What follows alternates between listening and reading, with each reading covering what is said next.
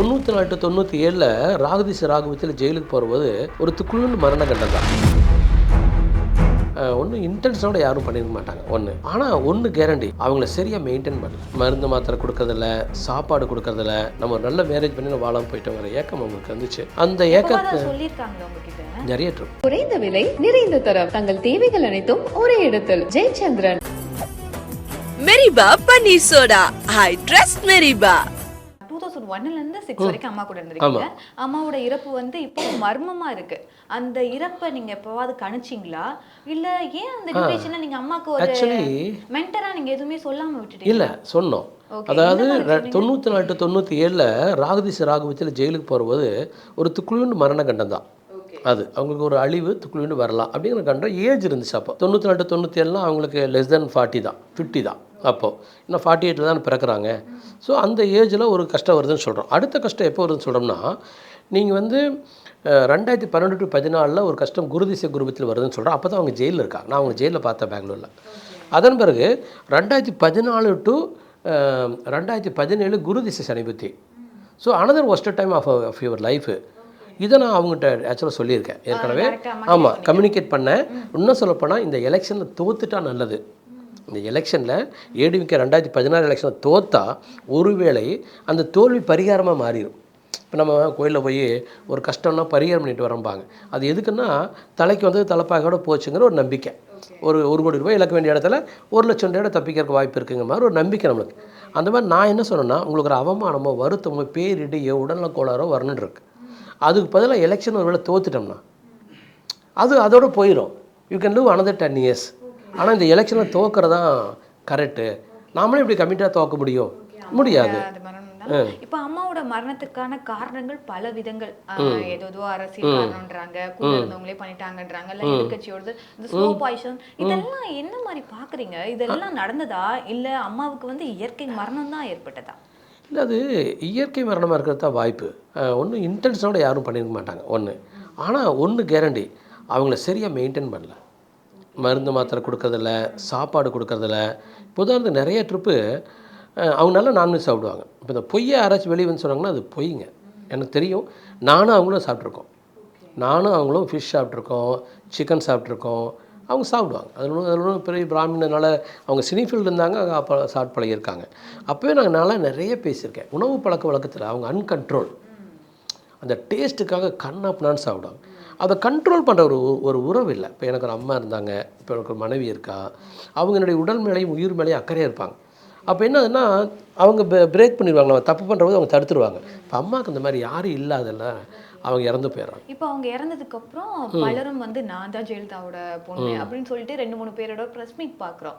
So உண்மையா அம்மாவுக்கு எதுனா பொண்ணு இருக்காங்களா? 1000% அப்படி யாரும் கிடையாது. இல்லையே, நிறைய பேர் வராங்களே, வரலாமே.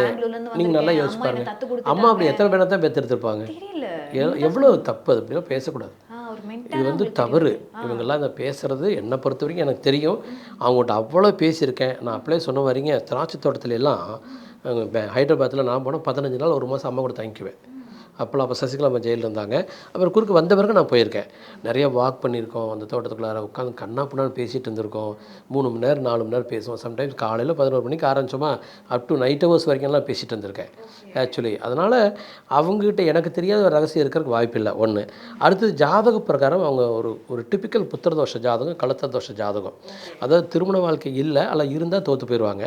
குழந்தை இல்லை அல்லது அந்த குழந்தை தோற்றுரும். அப்படி மாதிரி அவங்களுடைய ஜாதக அமைப்பு. அப்போது குழந்தை இருக்க முடியாதுங்கிறது ப்ரிடிக்ஷன். இருந்தாலும் அந்த குழந்தை தோற்றுரும். அதே மாதிரி அவங்க ஒரு கிரேட்டான ஒரு மதர். அப்படி ஒரு குழந்தை இருந்துச்சுன்னா தலையே போனாலும் அந்த குழந்தை வேறு இடத்துல வச்சு வளர்த்த மாட்டாங்க. அவங்க சிஎம் சீட்டெலாம் சாதாரண மேட்டர். அவங்களுக்கு தூக்கி வீசி எறிஞ்சு ஒரு தாயாக வாழ்ந்துருப்பாங்க. உலகத்தில் அவங்க கையில் மட்டும் ஒரு பெண் குழந்தை ஆண் குழந்தை இருந்ததுன்னா வேர்ல்ட்லேயே பெஸ்ட் ஒன் மதர் யாருன்னா அது ஜெயலலிதா தான். அம்மாங்கிற வார்த்தையை இன்றைக்கி ஏடிஎம்கேல எல்லோரும் சொல்கிறாங்க, தமிழ்நாட்டில் சொல்கிறோம். அதுக்கு பொருத்தமான ஒரு பெண்மணினா அது ஜெயலலிதா. அவ்வளோ ஒரு தாய்மை உணர்ச்சியோட பழகுவான். அதெல்லாம் மாற்றுக்கிறது இடம். அம்மா கூட இருக்கிற டியூரேஷன்ல யாரெல்லாம் வந்து அம்மாவை நல்லா ப்ரொடெக்ட் பண்ணி பார்த்துக்கிட்டாங்க? அப்படி பார்த்தா சேஃபாக ஒரு சிலர் வந்து நீங்கள் பார்க்கும்போதே இவங்கெல்லாம் வந்து தவிர்க்கவே முடியாத இடத்துல இருந்தாங்க அப்படின்ற இடத்துல இருந்து. இல்லை, சசிகலாமாவே சொல்லலாம். ஓகே, அந்த அம்மா வந்து வெளியில் யாரும் என்னமோ பேசிட்டு போகிறாங்க. அந்த அம்மா வந்து இந்த அம்மாவுக்கு ரொம்ப நல்லவங்க. ஜெயலலிதா அம்மாவுக்கு உயிருக்கு உயிராக இருந்தாங்கங்கிறதுல எந்த மாற்று கருத்தும் இல்லை. அவங்க வந்து இவங்களை காப்பாற்றிருக்காங்க, இவங்களுக்காக வாழ்ந்திருக்காங்க. அவங்களுடைய பாடி லாங்குவேஜில் ஏதாச்சும் குறைகள் இருக்கலாம், அவங்களுடைய ஆசைகளில் குறைகள் இருந்திருக்கலாம். அவங்க அரசியலுக்கு வந்திருக்க வேண்டியதில்லை. ஜாதக பிறகு அவங்க அரசியலில் நான் சொல்லியிருக்கேன், நேரடி அரசியல் கொஞ்சம் கஷ்டம் நான் பேசியிருக்கேன். அதுபோக அவங்க சொந்த பந்தத்தை வந்து அவங்க அரசியலுக்கு கொண்டுட்டு வரும்போது இப்போ டிடிவி தினகரன் வெரி கேபபிள். அவர் ஜாதகத்தில் அரசியல் இருக்குது, அவர் வந்த வரைக்கும் ஓகே. ஆனால் அவங்க நிறைய பேர்த்த பர்சனல் லைஃப்பில் ரிலேட்டிவ்ஸில் என்கரேஜ் பண்ணுறது என்ன ஆயிருதுன்னா, அதெல்லாம் வந்து அன்ஃபார்ச்சுனேட்லி அவங்களுக்கு ஒரு பேட் நேமையும் பேட் இன்ஃப்ளூயன்ஸும் கொடுத்துருச்சு. அதை விட எனக்கு தெரிஞ்சு ஜெயலலிதா அம்மாவுக்கு அவங்கள விட ஒரு பெஸ்ட்டு கேர்டேக்கர் இல்லை, அதுதான் உண்மை. ஆனால் அவங்களுமே இன்னும் நல்லா பண்ணிக்கலான்னு என்னுடைய நல்லா பண்ணிக்கலாம்னா என்ன மாதிரி? இப்போ உதாரணத்துக்கு சண்டையே போட்டாலும் அவங்களுக்கு ஐஸ்கிரீம் கொடுத்துடக்கூடாது. ஓகே. இப்போ இன்றைக்கெல்லாம் சுகர் ஃப்ரீ திங்ஸ் எல்லாம் வந்துருச்சு, அன்றைக்கெல்லாம் அந்தளவுக்கு இல்லை. காலையில் எழுந்திரிக்கிறதும் மெடிடேட் பண்ணுறதும் சாமி கும்பிட்றதும் துர்கையை வணங்குறதும் அவங்க விளையாட்டு ஒரு தெய்வ பக்தியை பார்க்கவே முடியாது. ஒரு டெடிக்கேஷன், டைம் கீப்பப் பண்ணுறது, பொறுமையாக முடிவெடுக்கிறது. எல்லோரும் சொல்கிறாங்க கோபக்காரியன்ட்டு அம்மாவை, அவங்கள விட நிதானமான ஒரு பெண்ணையும் பார்க்க முடியாது. ரொம்ப நிதானமாக அடுத்த மாதம் ஒருத்தனை உதைக்கணும்னு நினச்சாங்கன்னா இந்த மாதத்துலேருந்து உதைக்கலாமா வேண்டாமான்னு யோசிப்பாங்க. திடீர்னு அதை ஒரு எமோஷ்னலாக முடிவு பண்ண மாட்டாங்க. அதே மாதிரி யாராச்சும் இப்படி மீசையை இப்படி முறுக்கிட்டு வந்து ஒரு ஆம்பல் நின்னா, நீ மீசையை முறுக்கிறியாடா, மீசையை கீழே ஒரு உருட்டி வரும் பாராங்கிற மாதிரி நினைப்பாங்க. அவங்களுக்கு இந்த ஆம்பளத்தனங்கிற வேலை திமிர் பண்ணுற ஆண்களை பிடிக்காது. நிறைய பேர் சொல்லுவாங்க, அம்மா வந்து காலில் விழுந்ததெல்லாம் பிக்சராக எடுத்து வச்சு ஒரு ஆல்பமாக வச்சுருக்காங்க அப்படின்னு நான் கேள்விப்பட்டேன். அதான் ஆமாம், நான் அம்மாட்டே கேட்டேன் இதையே. அவங்க சிரிச்சிட்டு மழுப்பிட்டு போயிட்டாங்க. இருந்திருக்குங்கிறது என்னுடைய நம்பிக்கை. நீங்கள் கால் விழுகிறதையும் ஃபோட்டோ எடுக்கிறாங்க. இப்போ ஒரு ஆள் வந்து ஒரு மந்திரி வந்து குழந்தையோடு வந்துட்டு கால் விழுகிறாரு. அப்போது நானும் இருக்கேன், வெற்றி பாரு.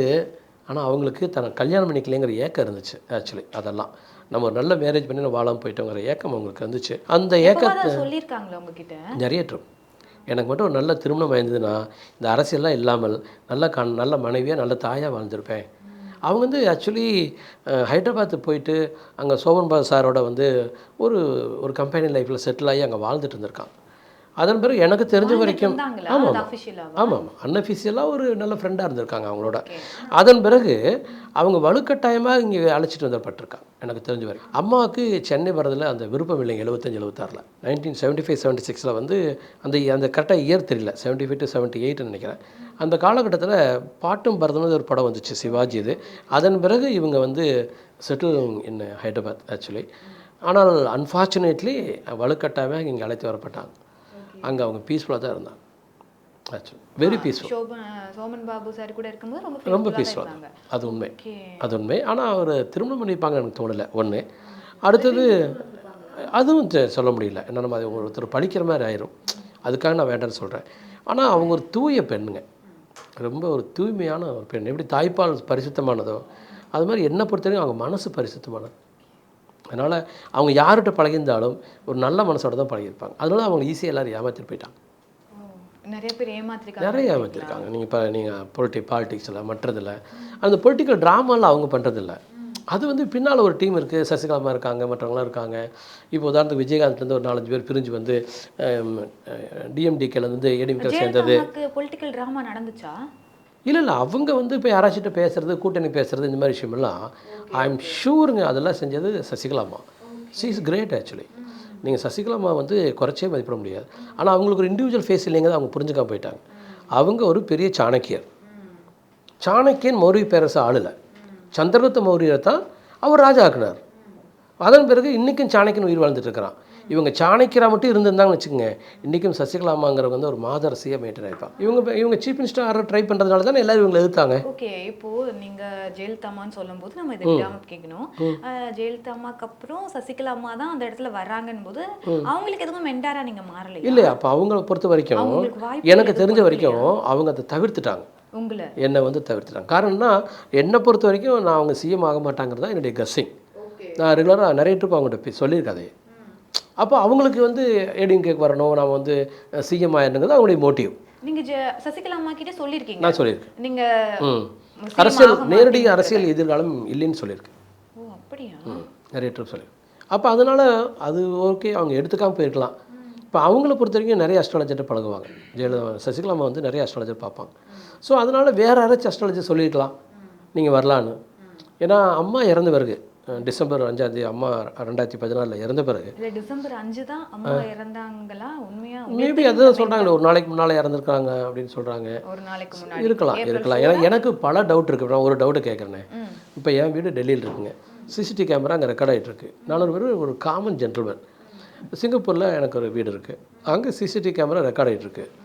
இப்போ ஜெயலலிதா வீட்டில் இருந்த சிசிடிவி கேமராஸ் எல்லாம் எங்கேங்க? அப்போலோ ஹாஸ்பிட்டல் விட்டுருங்க. ஜெயலலிதா வீட்டில் எத்தனை இடத்துல சிசிடிவி கேமரா இருந்திருக்கும்? அம்மா நடமாற இடத்துல, போர்ட்டிக்கோவில், அந்த ரெக்கார்ட்ஸ் எல்லாம் எங்கேங்க? ஏன் வெளியில் தெரில? எந்த கண்டிஷனில் அம்மா வெளியே வந்தாங்க ஹாஸ்பிட்டல் போகும்போது? அதையும் இன்றைக்கி வரைக்கும் காட்ட மாட்டேங்கிறீங்க. அது ரொம்ப சஸ்பென்ஸாக தான் இருக்குது. இப்போ எதுக்கு வச்சுக்கணும்? அவங்க எல்லாத்துக்கும் பொதுவானவங்க இல்லையா? அவங்க எல்லாத்துக்கும் பொதுவானவங்க இல்லையா? அவங்க தமிழ்நாடு சீஃப் மினிஸ்டராக இருக்கும்போதே சாகுறாங்க. அது ஒரு சைடில். இன்னொரு சைடில் ஒரு 1.5 கோடி பேர் தொண்டர்கள் உள்ள ஒரு கட்சியுடைய தலைவியினுடைய மரணத்தில் அவங்க ஹாஸ்பிட்டல்லேருந்து எந்த கண்டிஷனில் வெளியே வந்தாங்கன்னு ஏன் அதை வந்து டிவியில் ஒளிபரப்பிடக்கூடாது? ஏன் வெளியில் ஜனங்களுக்குலாம் காட்டிக்கூடாது? இன்றைக்கி மொபைல் ஃபோன் அதை நான் சேவ் பண்ணி வச்சிருந்தேன்னா அடிக்கடி அதை எடுத்து அம்மா எடுத்து பார்ப்பேன்ல, அடனா அம்மா இந்த கண்டிஷனில் இருந்தாங்களான்னு. நமக்கு யாருக்குமே தெரியலையே. இது யார் செஞ்சிருந்தாலும் சரிங்க, அவங்க பரம்பரையாக அழிஞ்சு போயிடும். நிஜம். ஏன்னா நம்ம போற்றுதலுக்குரிய ஒரு தலைவி, கோடிக்கணக்கான ஜனங்களுக்கு போற்றுதலுக்குரிய தலைவி. அந்த தலைவி என்ன கண்டிஷன் ஹாஸ்பிட்டல் போனாங்கன்னா இன்றைக்கி வரைக்கும் உங்களுக்கு தெரியாது. நான் நிஜமாக சொல்கிறப்ப என் வீட்டில் ரெக்கார்ட் ஆகிறது இப்போ இந்த ஃபோனில் உங்களுக்கு காட்ட முடியும். அப்போ அந்த பேக்கப் நம்ம எடுத்துக்கலாம். இப்போ இவங்க வீட்டில் ரெக்கார்ட் ஆகிற பேக்கப் எங்க? நீங்கள் அழிச்சிட்டா கூட எடுத்துக்கலாங்கிற சிஸ்டம் இன்றைக்கி இருக்குது. ஒன்று அழிச்சிட்டா கூட நம்மளால் எடுத்துட முடியும். என்ன கண்டிஷனில் நடந்து போய் அந்த வேனில் ஆம்புலன்ஸில் ஏறினாங்களா அல்லது ஸ்ட்ரெச்சர் ஏற்றிட்டு போனாங்களா? ஏன் இதெல்லாம் சொல்லலை? ஏன் காட்டல? அதனால என்ன? எம்ஜிஆரினுடைய ஒவ்வொரு இன்சிடென்ட்டும் ஒரு அஸ்ட்ராலஜரா உங்களுக்கு இதெல்லாம் நடக்கும்னு உங்களுக்கு அதுதான் கெட்ட நேரம். ஓகே, அவங்க குரு திசை சனி வித்தியில இப்படிதான் இறந்திருப்பாங்கன்ற ஒரு இடத்துக்கு வர. அதுதான் இப்போ என்னை பொறுத்த வரைக்குங்க, இதை ஒரு ட்ராஜடியாக உருவாக்கணும்னு யாரும் பண்ணியிருக்க மாட்டாங்க. ஓகே, பர்டிகுலர் சசிகலாமா வந்து இவங்க சாகணும்னு ஒன்றும் பண்ண மாட்டாங்க. அதுக்கெல்லாம் எனக்கு தெரிஞ்ச வரைக்கும் வாய்ப்பே இல்லை. ஆனால் ஒரு தோழியாகவே இருந்தாலும் தாயாக மாறிட முடியாது. அதனால் அவங்க தாய்மை உணர்ச்சியோட பார்த்துக்கிறதுக்கு யாரும் இல்லாத ஒரு குறை. அதையும் தாண்டி அங்கே ஏதாச்சும் நடந்திருக்கலாம், கவனிக்கிறதுல மற்றதில் குறைகள் இருந்திருக்கலாம். அதை கண்டுபிடிச்சி யார் குறை பண்ணாங்கன்னு. இப்போது ஒரு பெண்ணுக்கு ஆணுக்கு கல்யாணம் ஆகுது, 5 வருஷத்துக்குள்ளே அந்த பொண்ணு சூசைட் பண்ணிட்டாலோ அவள் இறந்து போயிட்டாலோ ஆடியோ என்கொயரி வைக்கிறாங்க. வச்சு அந்த பையனுடைய வீட்டெல்லாம் போட்டு ஸ்க்ரூட்டனிங் பண்ணிங்க எல்லாம் பண்ணுறாங்க. அப்படிலாம் நடக்குது இந்த நாட்டில். ஒரு சீஃப் மினிஸ்டர் இறந்துட்டா நீங்கள் எதுக்கு ரகசியமே விசாரிக்கிறீங்க? ஓப்பன் டு ஆலே பண்ணலாமே. நாங்களாம் தெரிஞ்சுக்கிற என்ன தவறு? இப்போ இந்த கவர்மெண்ட்டில் அதெல்லாம் வெளியில் சொல்கிறேன்னாங்க, இவங்களும் சொல்லலையே. ஏன் இப்போ எனக்கு அது வேணும்? இப்போ நான் வந்து அம்மாவுடைய பையன் ஒரு பேச்சு சொல்கிறேங்க. அம்மா எங்களை சொன்ன விஷயம், நாளைக்கு நான் உயில்னு ஒன்று எழுதி வச்சுருந்தேன்னா அது உன்னை பற்றி எழுதுவேன். ஆட்டோ பயோகிராஃபி எழுதுனா நான் உன்னை பற்றி எழுதுவேன், தனி ஒரு சாப்டரா. நீ என்னுடைய பையன்தான், பையனோட நீ வசதி. நான் நிறைய ட்ரிப் கால் உழுகுறதுக்கு போவேன். கால்லாம் உழுகாத, நீ ப்ரொஃபஷனலிஸ்ட்டு, நீ ஒரு ப்ரொஃபஷனலாக தான் என்கிட்ட வர. நீ என்றைக்கு என் கால் நீங்கள் இப்போ இன்றைக்கி சினிமா உயிரோடு இருக்காங்க, டிடிவி தினகரன் உயிரோடு இருக்காங்க, அவங்க ரிலேஷனில் எத்தனை பேர் இலவசமாக இருக்காங்க. யாராச்சும் ஒருத்தரை சொல்லுங்கள், பூங்குடன்னு சொல்லுங்கள். அம்மாவுடைய செக்ரட்டரிஸ் எத்தனை ஐஏஎஸ், யாராச்சும் ஒருத்தரை சொல்லுங்கள் நான் அம்மா காலில் விழுந்தேன்னு. இந்த உலகமே விழுந்துருக்குது, நான் விழுந்ததில்லை. நான் வணக்கம் போகிறதா சரி, வணக்கங்கம்மா, அவ்வளோதான். ஏன்னா அந்த அந்த அறிவுக்கு தான் அங்கே மரியாதை. இந்த கூலக்கும்பிடு போகிறது, கால் விழுகிறதுக்கு நானும் அவங்கள்ட்ட வேறு எந்த தேவையும் எதிர்பார்த்துக்கலையே. ஸோ அப்படி தான் அம்மாட்ட பழகினேன். ஆனால் என் அம்மாவுடைய மரணத்தில் ஏற்படுற வலி என்னென்னு கேட்டிங்கன்னாங்க, எனக்கு அது வலிக்குது. எல்லாத்தையுமே டிரான்ஸ்பிளான்ட்டாக வெளியே கொண்டுட்டு வந்திருக்கணும். ஒரு கமிஷன் ஒன்று வச்சாங்க, அவங்க ஒன்று கொண்டு போய் கொடுத்துட்டாங்க. அதுவும் நமக்கு ஒன்றும் தெரியலையே. நான் கேட்குறது இந்த கேள்வி மட்டும் பதில் சொல்லுங்கள். அந்த எந்த கண்டிஷனில் ஹாஸ்பிட்டல் போனாங்க எனக்கு அது தெரியணும். நான் பல தடவை அவங்களை பார்த்துருக்கேன். நான் ரத்த சம்மந்தப்பட்டவன் எல்லாவற்றையும் கூட நான் வந்து அவங்க எங்கள் அம்மா இறந்தபோது அழுகலை, என் ஓன் மதர் இறந்தபோது நான் அழுகலை. ஏன்னா எங்கள் அப்பா வந்து 1000 அம்மா, எங்கள் father equal to thousands of மதருங்க. அது மாதிரி நான் ஃபாதர் கேரில் வளர்ந்தேன். இவர் தான் அம்மாவை தான் நான் அம்மா நினச்சிட்டு இருந்தேன். ஜெயலலிதா அம்மா தான் எனக்கு இன்னொரு அம்மா இருக்காங்கன்னு நினச்சிட்டு இருந்தேன். அப்போ அந்த இன்னொரு அம்மா எப்படி ஹாஸ்பிட்டலுக்கு அழைத்து செல்லப்பட்டாருன்னே தெரியலையே. இதை கொஞ்சம் சொல்லுங்களேன். இது என்னுடைய ஒரு ஆழ்ந்த வருத்தம். ஆக்சுவலி இது யாரும் மறுக்க முடியாது. இப்போ நான் கேட்குற விஷயத்துக்கு யாரும் மறுக்க முடியாது. கொடுங்க கொஞ்சம். என்ன கண்டிஷன் வந்தாங்க? நீங்கள் ஸ்டேட்மெண்ட்லாம் கொடுக்காதீங்க, எனக்கு வீடியோ வேணும். சிசிடிவி யார்கிட்ட கேட்க முடியுங்க? நம்ம இந்த கவர்மெண்ட் நினச்சா கண்டுபிடிச்சி கொடுக்கலாம். இப்போ இன்றைக்கி அடுத்த கவர்மெண்ட் வந்துச்சு, இப்போ இவங்க விசாரணை போட்டாங்க, அதில் எடுத்து எல்லாத்துக்கும் கொடுத்துட வேண்டியது வெளியில் ரெக்கவர் பண்ணி கொடுக்கலாமே. யாரு கண்டா நாளைக்கு இன்னொரு கவுன் வந்து அவங்க எடுத்து கொடுக்குறாங்க என்னமோ. குறைந்த விலை நிறைந்த தரம் தங்கள் தேவைகள் அனைத்தும் ஒரே இடத்தில் ஜெயச்சந்திரன்.